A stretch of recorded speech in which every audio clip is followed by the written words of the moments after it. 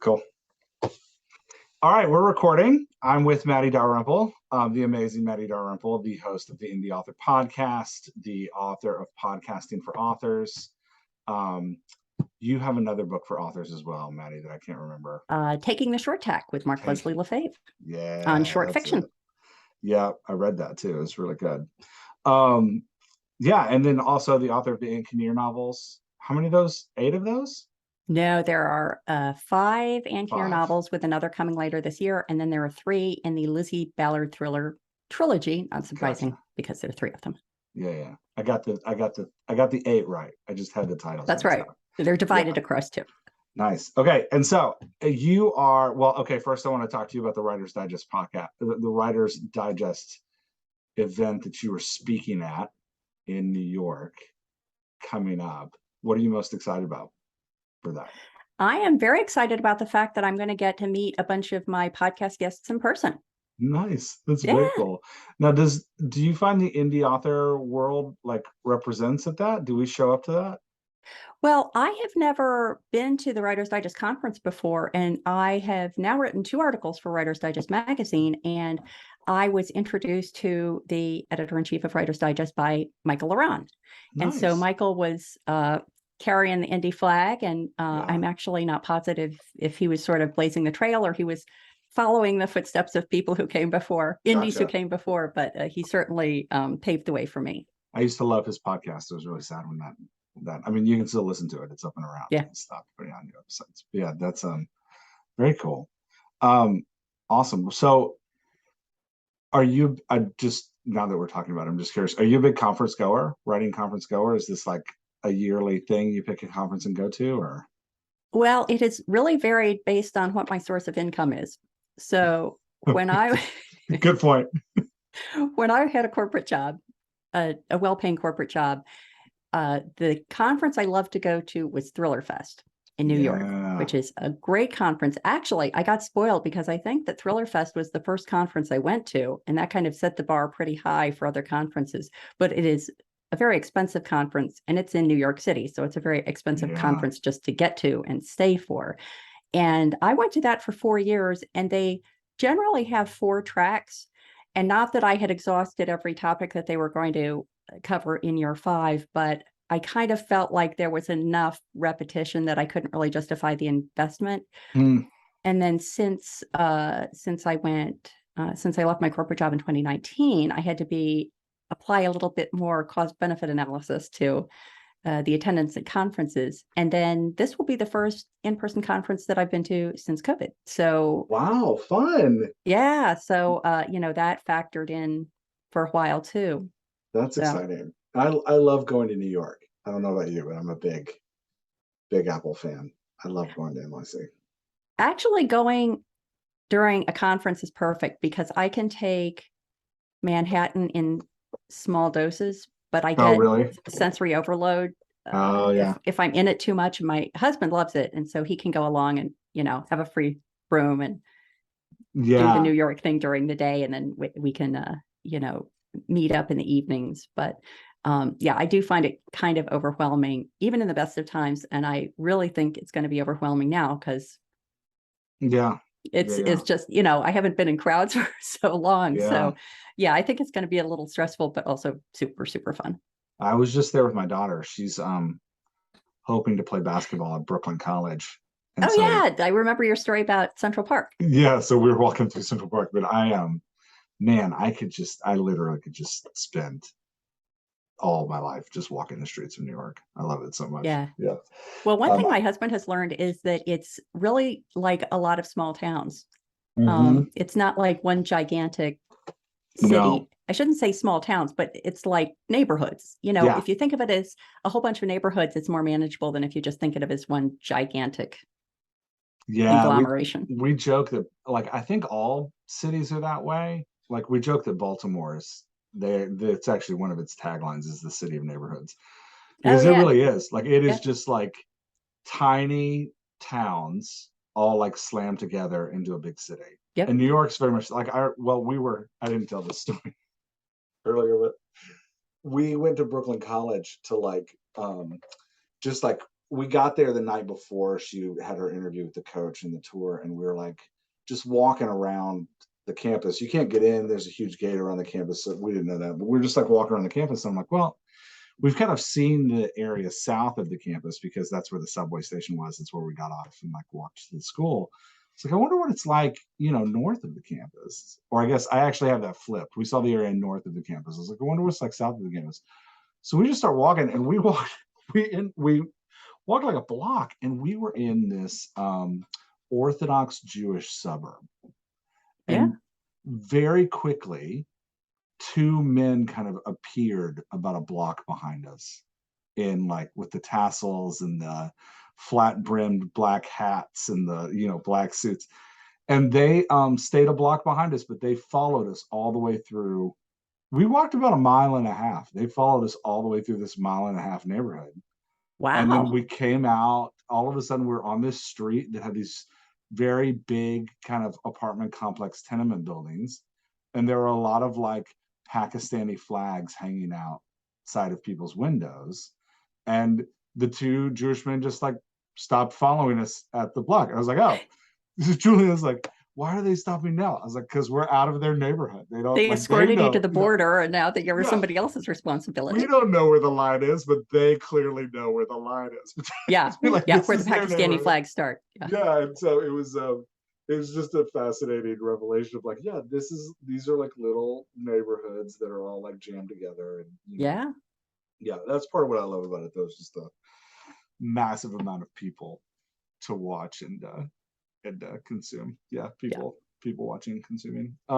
Consuming probably isn't the right word there. People not. Yeah, maybe not. That's kind of gross. I'm like eating people. Okay, so we're talking about framing a story, because you wrote a fantastic article for the Writer's Digest about framing with plot, and you and I were both on Mark List of the Faves Patreon roundtable post. Like, he does this thing once a month with his Patreon where he's like, hey, just show up and ask questions, and I love listening to Mark answer questions. So you and I were both on that, and you mentioned it, and I was like, oh, we should talk about framing stories. So talk to me about, I'm going to make you start. What is story framing? Let's start there. Like, just for people who don't know the lingo that we're using. Yep. So it's a concept that I came up with as a result of me trying to regroup on Ann Kinnear Book 5. So Ann Kinnear Book 5, Serpent's Tooth, came out in April. And it was, I would say, the book that I threw out the most words in the process of doing. Oh, that hurts. So that book, my previous book had come out in April of last year. I kind of had a goal of getting a book out every 6 months. That's a whole different story. But I had planned to get it out in October, and then that wasn't going to happen. And it was November, and then it was December. And I finally got it out. Like, I was determined I was going to get it out before the 1-year anniversary of the previous book in the series. And I beat it by like 3 days. Because I thought I had my story all in place. I started writing it, and then I realized that I fell prey to the what would be cooler dilemma. And I think it's the responsibility that every author has, that if you think of something cooler, you kind of owe it to your readers to do it. And so I had sent my book 5 out to my editor for the edit, and he, sent it back and, was complimentary about certain parts, but he wasn't buying the motivation of one of the characters. And it was a motivation that was important to the story being plausible and engaging.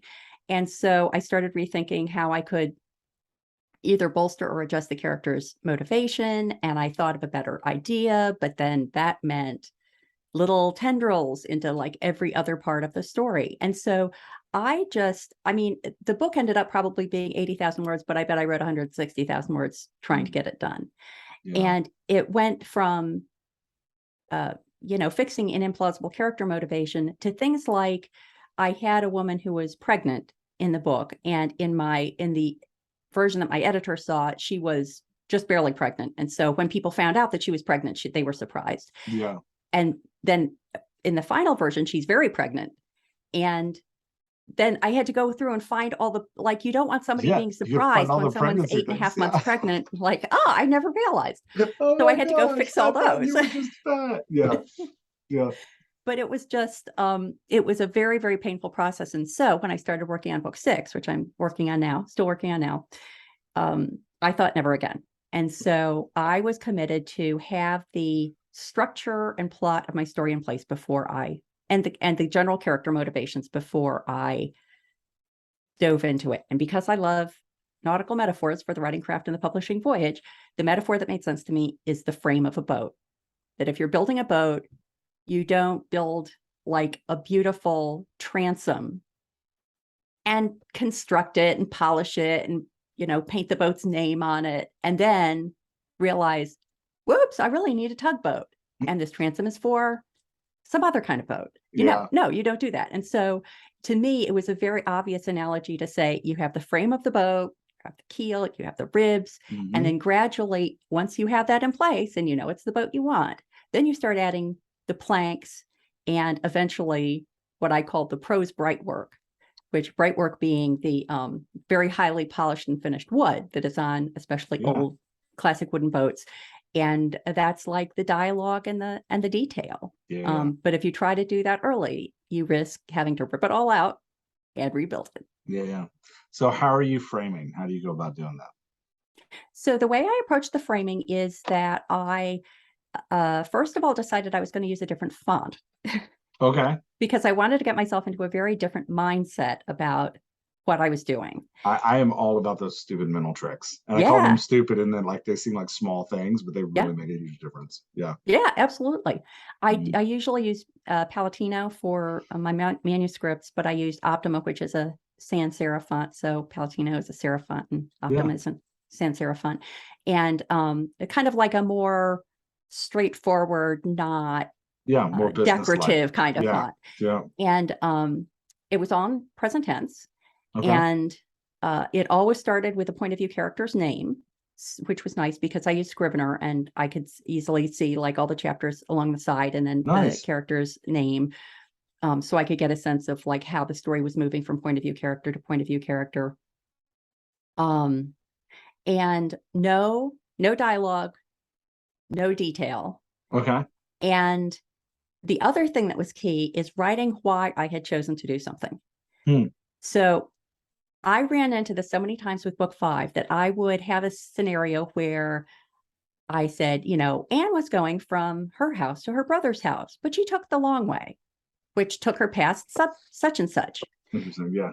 Because secretly I knew it was because she had to see something by going the long way. But I would forget that by the next pass. So I'd be like, that's silly. Why would she go that way? She should just go the direct way. And I would rewrite it all with the direct way. And then I would get to the chapter that relied on Anne having seen the thing that she could only see if she took the long way. And I was like, crap. Now I have to go That's back really funny. and undo it all. So I would actually put Anne has to take the long way because she has to see something that she can only see by doing that. Nice. So the reminders to myself of why I made a choice is another key to the frame. That's interesting. So you've got now are you writing after you have the frame, are you writing enough sentences for the frame that each sentence is going to become its own scene? Or is it one sentence per chapter? How many of these sentences are you putting into your frame? Well, I have several passes. And so sometimes at first I would just put a bunch of stuff. I would just write a bunch of stuff. And then it would start becoming clear to me as I went along how it was probably going to break scene by scene. And then I would break it out scene by scene. Again, that's very easy to do in Scrivener. Yeah. But I was thinking about how best to illustrate this. And I think that The Wizard of Oz is a really good example, the movie, not the book. And if you kind of had an idea that I want to write this story about a girl who's bored with her life and has these incredible experiences, and then she comes back to her normal life and she has a better appreciation for it. So, you know what? I'm going to have her live in Idaho. Idaho seems like a good kind of straightforward place. And she's going to live on a farm with her mom and dad and her horse. She loves her horse. Yeah. And so that would be, Dorothy lives in Idaho with her parents and her horse, and she longs for a more exciting life. And then you keep writing and keep writing, keep writing. And then you go back to the beginning and you're like, I don't know. I really want middle America. You know what? It's going to be Kansas instead. Now, guess what? I don't have to go fix every reference to towns in Idaho or the Canadian border or any of those things that if I had expanded it. And, her parents, you know what would be good? If it was her aunt and uncle, then that kind of emphasizes the, she's a little bit removed from them, you know? So talking about leaving home, if you're leaving your aunt and uncle, that's a little different than leaving home if you're leaving your parents. So I'm gonna change it to that. And so each pass through, I would expand a little more. She not only lives in Kansas, but she lives on a farm with some workers, because that's going to be handy when she goes to, you know, it just, each path became clearer and clearer. And by only writing the frame of it, the basics of it, the ribs of the story, then you don't get yourself 20,000 words into a lyrical description of Idaho, only to realize you have to throw it all away. That's really interesting. Yeah, I'm fascinated by this because this is how I write as well. You know, I never took any real English classes. It was definitely not an English major in college, and do not have a master's in English. So barely speak it. So I was when I started writing, my first novel is a plot disaster and shouldn't have never been published. My second novel, I was really frustrated with my first novel, and I had this office with this giant whiteboard. And so I wrote out, like you're talking about, like I think I had like one sentence for each scene. So if you think of like 2 to 3 scenes per chapter, I had like a sentence for each scene about like, then this happens, then this happens, then this happens. It was super helpful for writing a mystery thriller because I like got to the end and I was like, oh, here's a clue that needs to be dropped, and I need to drop another clue here, and I need to drop another clue here, and like actually getting to like work through all of the clues before I got to the end of the book in this like kind of like sentence writing style that you're talking about.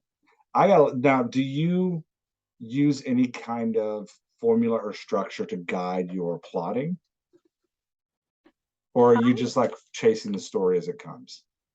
I'm kind of chasing the story as it comes. I have done lots of reading about, you know, all the different sort of structure, the 9 acts or 3 acts or 4 acts or an act and a half, or, you know, whatever the story grid of the whole bit. I've studied it all, but I feel like it's better for me to write it all out and then to step back and be able to say, you know, I'm looking at this long list of 40 or 50 or 60 chapters.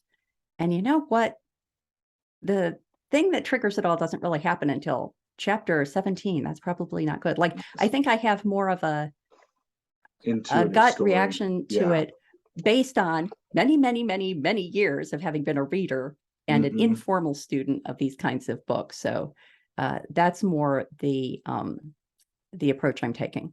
That's fun. I was, when I first started doing this kind of like beat by beat frame, I actually went for my first novel. I was looking at it and I was like, it's not working. Like it's too slow in the middle. I'm missing something.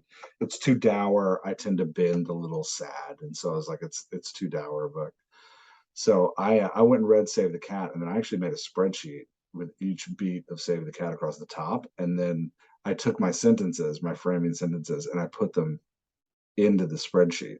Like, so if you have like the line of Save the Cat across the top, this was before Save the Cat Writes a Novel had come out. So I just read the screenplay Save the Cat, and I like translated into. And then under each beat, I had like my sentences in different rows of like, here's how they fell out. It was super helpful because I was like, oh, I'm missing, you know, the Pope in the pool, and I'm missing I was missing all these. I was like, I'm missing B characters save the day. And so I was able to like move sentences around and like rearrange things to be like, okay, here's where they all fit in. And yeah, I have a spreadsheet too, because I used to be a project manager, so everything's better in a spreadsheet. Yeah. And so I use it sort of, I do the frame for a while because I'm just getting ideas out.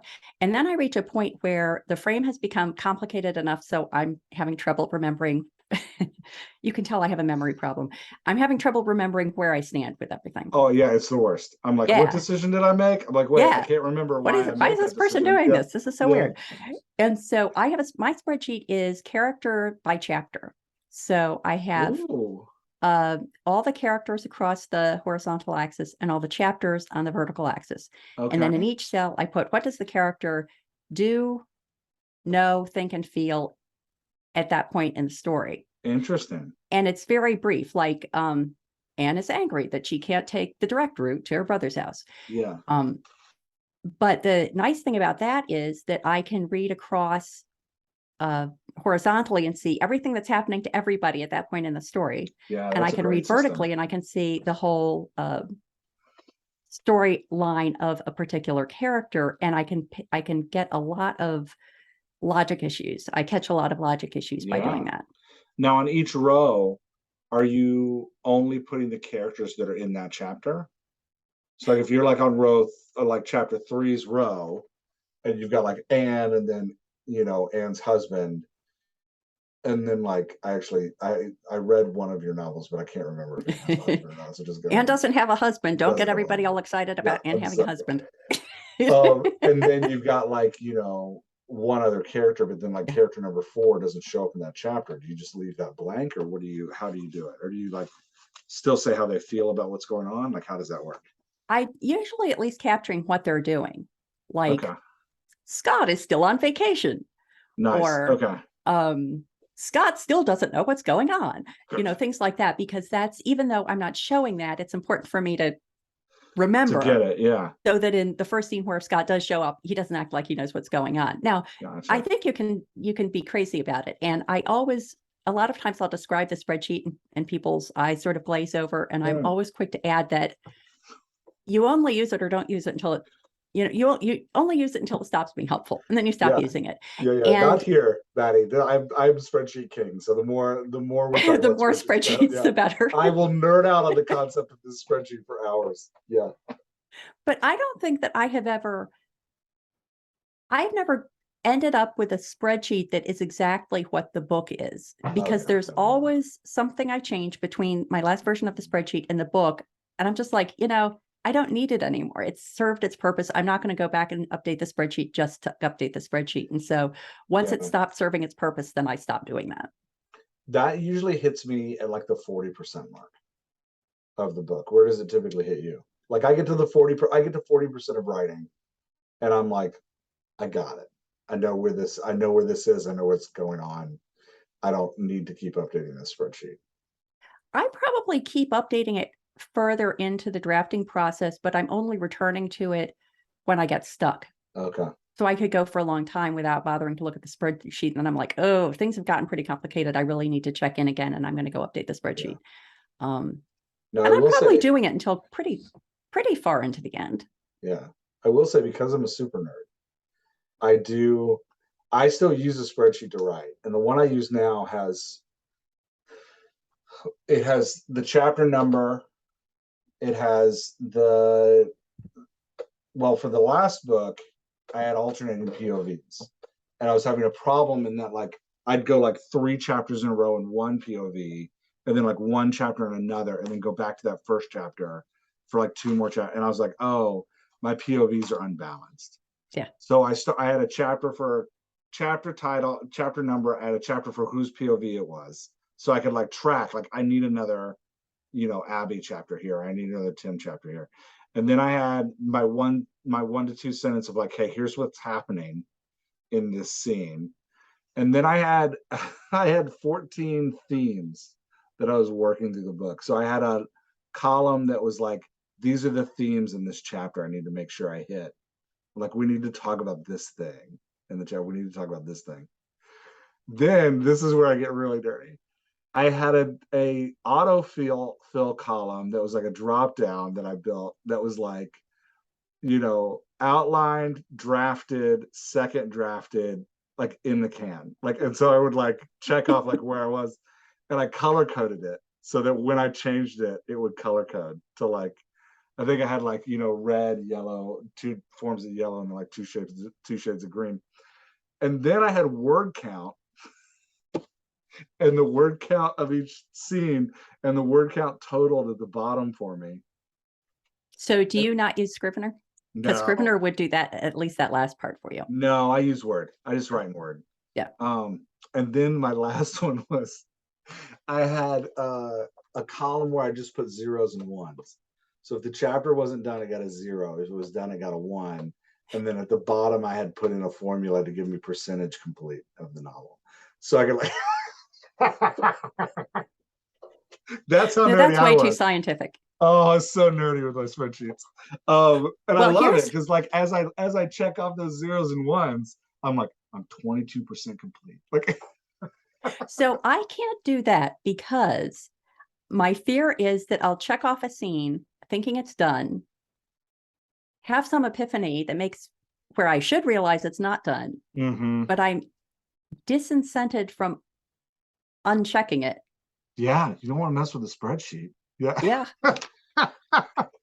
Well, Yeah. here are two more columns for you that I think are very useful that I sometimes put in. Okay. And this is a tip I got from an old editor, a former editor, I should say. And she judged each scene by intensity and action. So action would be the actual physical action and intensity would be the emotional intensity. So you might have a scene where two people are sitting at a table and they're having an argument, and that would be high intensity, low action. Or you could have a scene where somebody's happily shoveling snow, and that's high action but low intensity. And so in each of those, you want that like nice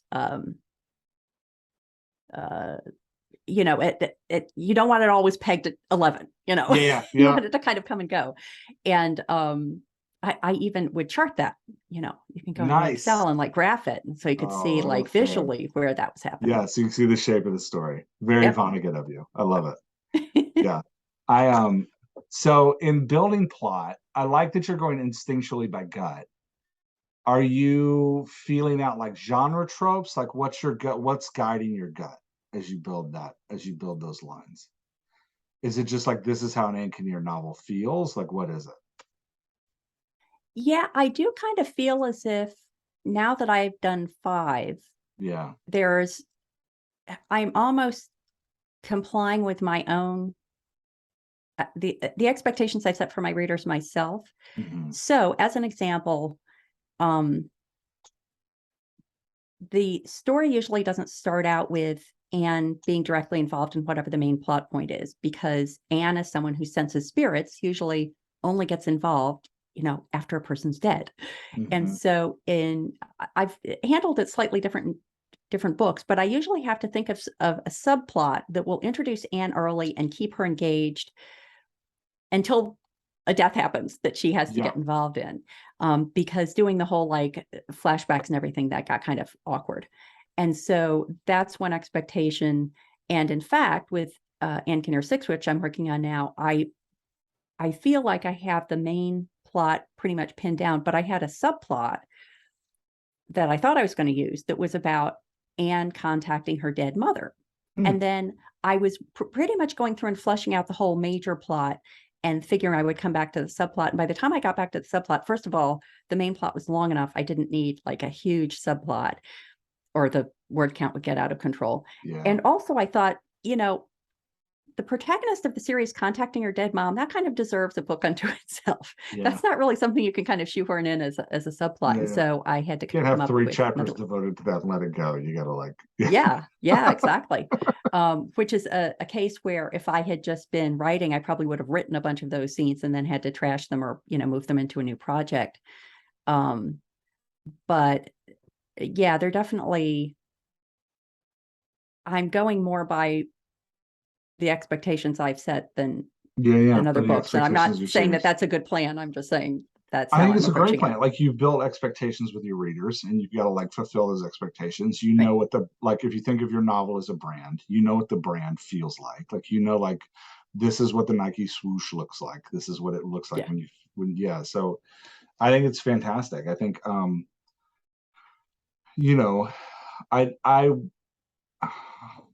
I wish I had figured that out earlier on. Like my first series, the first 2 books in the series are very much like Save the Cat. Like you can line them up beat by beat, because I was very very concerned that I didn't know what I was doing. I was using the spreadsheet to like work it out. Now, there's probably more scenes in a beat than Save the Cat calls for, but you can, like, if you know Save the Cat well, you're like, oh, here he's switching to this part. Then my third novel in that series, I got really obsessed with 7-act plays. Can't tell you why. And I was like studying 7-act plays. And so my spreadsheet was a 7-act play. And the third novel has, but it, like you're saying, it has a very different feel than novel 1 and 2. There's 4 points of view. It's like there's multiple climaxes. Like it's this very weird feeling novel. And then the 5th novel, I did just flat out. I was like, well, I wonder what I wanted an even number act play, because like 7 was really just, I learned writing like 7's really just an extension of 5, which is really just an extension of 3, right? Like they're all just kind of like you just stretch it a little bit more. So it's like, how do you do this in an even? So I did a 4-act play, and it again feels very different. And the funny thing is nobody likes it. Nobody like readers read that book and they're like, what are we doing here? Interesting. Yeah, it was a fascinating bit. Well, it also didn't help that book 3 ended on a cliffhanger. Book four ended on a cliffhanger, and then book 5 chases a rabbit trail. And I don't come back. I don't answer the cliffhanger. Oh, and I Jeffrey. still haven't written book 6. It's been 3 years and I haven't written book 6. All your readers are like, come on. Yeah, I don't know. That one didn't have a real devoted following. The 5 readers that were read all the way through that one are like, they have sent me emails. They're like, I'm not reading your next series till you finish the first one. That was one reader literally told me that. And I was like, but the next series is so much better. I know what I'm doing. Yeah. Anyway, other ways that I've seen authors frame, just for those who are listening who are like, I don't know what the brand of my series is, besides plot beats. A lot of times I'll coach authors in framing on character arc. I'll be like, I'll pull an author and I'll be like, okay, who's your character at the start of this? Who's your character at the end of this? Like, how's your character going to change? Now let's talk about the different like emotional moves your character needs to have in order to become the person you want them to be at the end of the book. And I always warn authors, like, the bigger the change and the more POV characters you have, the longer this book is going to be. Right? So if you got like 4 characters and they have 4 character arcs and they're all going to experience character change, then like buckle up, we're gonna write like Game of Thrones, right? Like it's just like, because your character change is steady and like slow, so it's that like, yeah. Or the third way I've done it with authors, and which is actually how I write now, is what's the emotional experience I want the reader to have. So like with my most recent book, I had those 14 themes, and I was like, how do I want this to like, what do I want the shape of this story to be? And then as I lined up the chapters, as I lined up the beats of the story and wrote out those like framing sentences, I was like, okay, I want to go darker here. All right, I want to give you a glimmer of hope here. Like I want to come up a little bit, and then I'm going to crush you because it's a tragedy. So like it just keeps going down. But yeah, anyway, that's another way to do it, is to think about like, how do I want the story to feel? Is this like uplifting? Is this a tragedy? Is this like a rags to riches? Is this like a everything's terrible and then everything's great again, like a man in the well type thing? Or is it like, a man up the tree where things are crappy, things are great, and then we end crappy again? Like what's the shape you want? And I actually, that's my favorite right now to write to. I will say it's tough to do. I'm finding it's tough to think of series that way. I'm finding it's easier for a standalone novel. Oh, interesting. Why do you think that is? I think because I'm so focused on the emotional journey of the character that when I'm done with it, I'm done with it. Jeff Goins was talking in his podcast recently, Hey Creator, about he feels like finishing a novel is like having a divorce. That like you're never really sure when it's done. Like, are we done now? Oh, we have to be with the lawyer again? It's horrible. Yeah. But then he was also like, you have this like emotional finality of like I'm done with you. And so I very much have the 2 novels I've written in this emotional flow focus. I've very much had that. I've had this like, I'm done with these characters. I don't ever want to touch them again. Like we went on this big emotional journey, and That's I'm interesting. over. And for the book I'm working on right now, I've had a lot of people be like, hey, you should write a sequel to this thing. And I'm like, I can't. Maybe in a couple of years, but not Yeah. not right now. Right now, I'm well, the tired. conversation about about more character centric makes me think of two things. One is how I want to loop you, the dialogue doctor, into this whole framing conversation more. But one of them is, and I don't know if I made this up or maybe I like heard it and absorbed it and thought that I made it up. But one of the things that I found is super helpful with a frame is if I'm explaining to myself what's going on, and I have to say, despite the fact that something, instead of because of something, then I know I have a problem. Like if I'm saying, awesome. despite the fact that Anne shouldn't go into the dark basement, she does anyway. No, you really can't do that. You have to have a because. It has to be because something, Anne goes into the dark basement. And so I caught a bunch of cases where if I had just been writing along, I think I could have disguised to myself that what I was saying is, despite the fact that Anne goes into the dark basement. So that is one tip I have, like it's easier to hold your character's behaviors up to that when you're framing. Yeah. But at some point, the frame, just like the spreadsheet, stops being as useful as it could be. And after a while, you just think, no, I have to like write some of the prose bright work. Yeah. And I found that that my plot and my characters timeline and all those things, sort of more the tactical parts, were the frame was invaluable for. But when I started writing the dialogue, there was one character that I started writing the dialogue and I was just like, oh no, this isn't working at all, because to put the words in his mouth that would reflect what I had in the frame felt so awkward that I ended up totally redoing that character so that I could say, because such and such and such, and not have to say, despite the fact that such and such and such. And so I think that to really understand the character, then you need to be writing the dialogue. Mm-hmm. Yeah, I think that's, in the dialogue doctor community, we talk about writing dialogue only first drafts. And that's what I would do with a frame. If I had a frame, each row of your spreadsheet, I would write the conversation first. Yeah. And then I'd fill in the prose around it, because it's well, your scenes need to be character driven. So like your scenes, each scene needs to be about the character engagement. That's why I like what you're doing with the column so much, of like, here's how each character is experiencing this thing, because you're laying out like, here's the characters. And then I would probably color code it to be like, here are the ones in this scene, so that when I go to write it, I can just look at that row.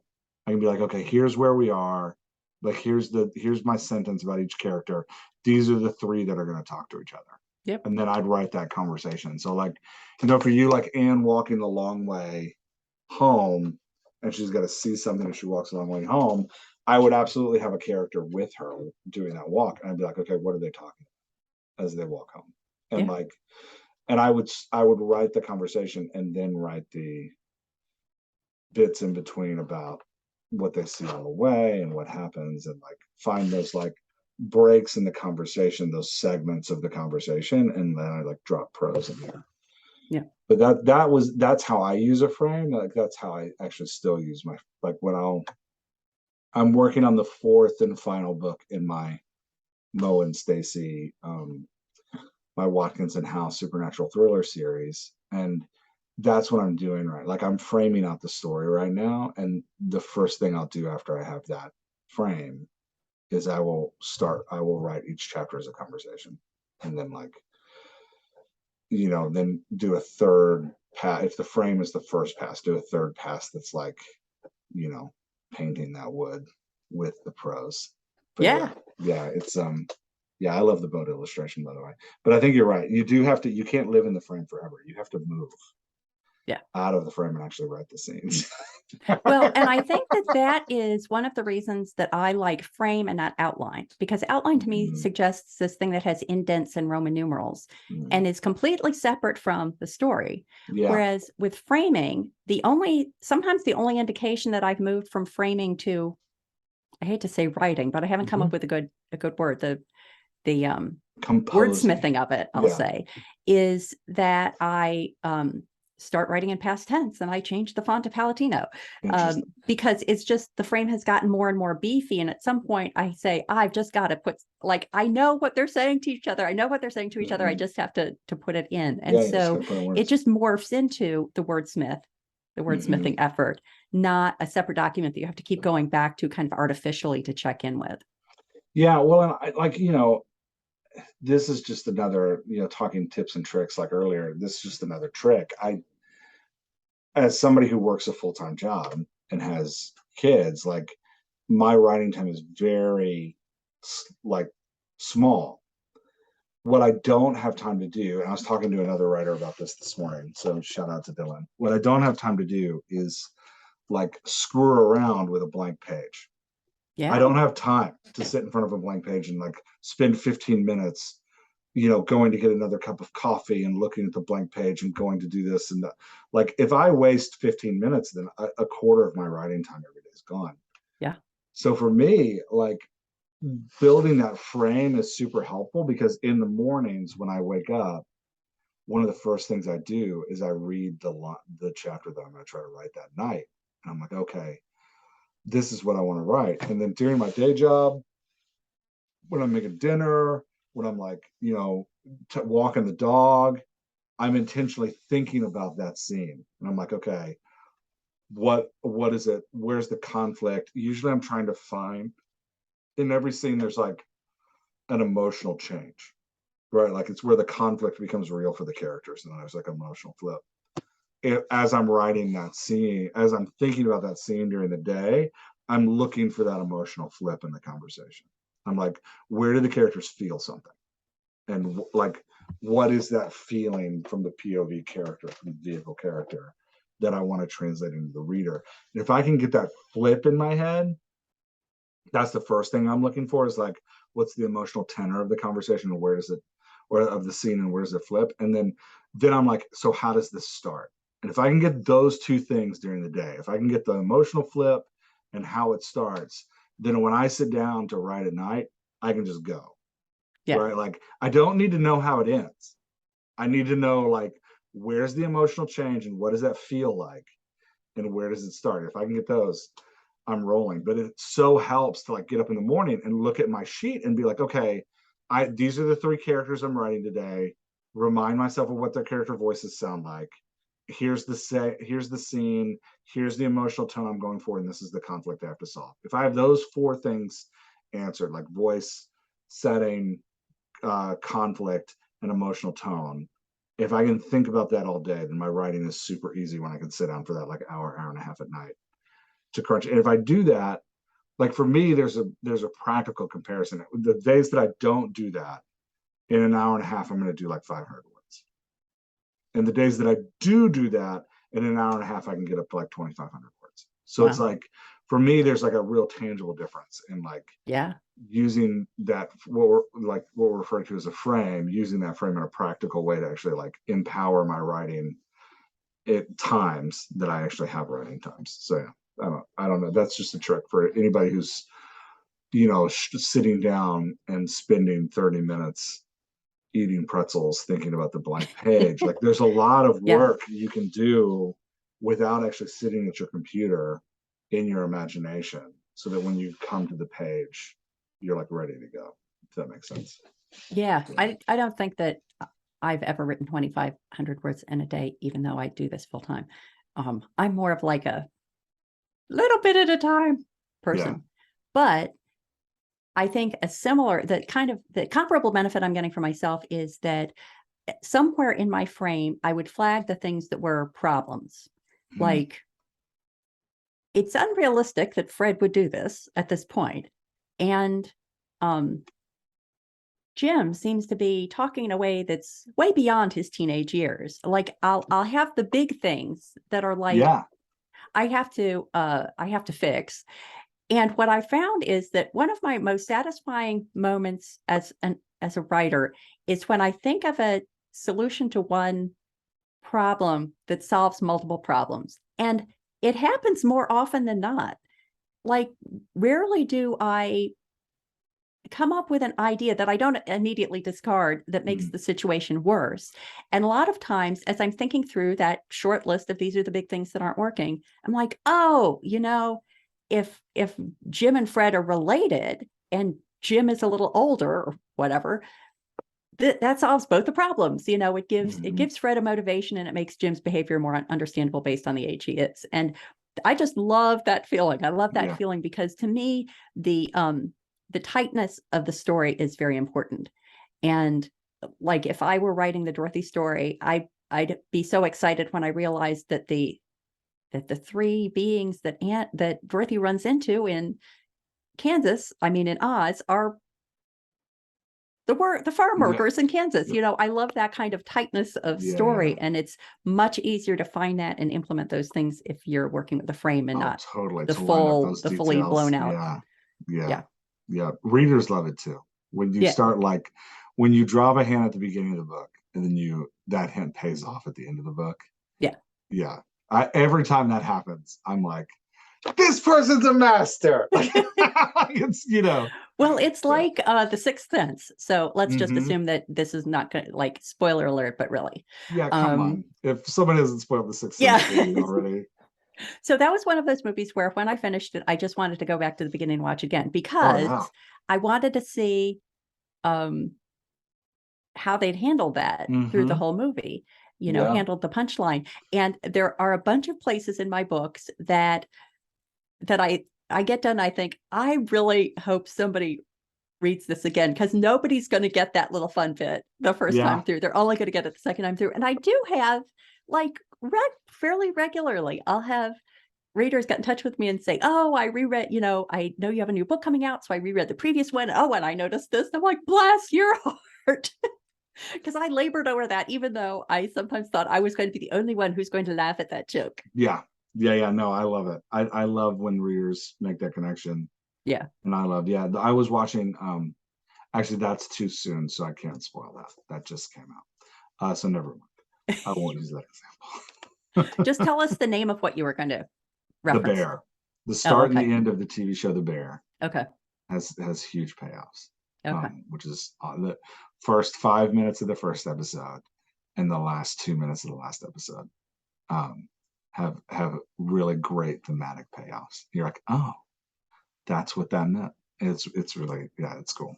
That's very satisfying. I think that's my most satisfying experience as a reader, when I'm in the hands of an author who does that kind of thing successfully. Yeah. And like you're saying, it doesn't just happen. You have to have a system for it. And if you are the type of author that can hold it all in your brain, God bless you. Like, man, that's amazing. I'm not, Matty, I'm hearing you say that you're not. Like, we got to write it down. And I was at a book club once, and somebody asked me a question about the scene, and I was like, oh, is that the scene where such and such?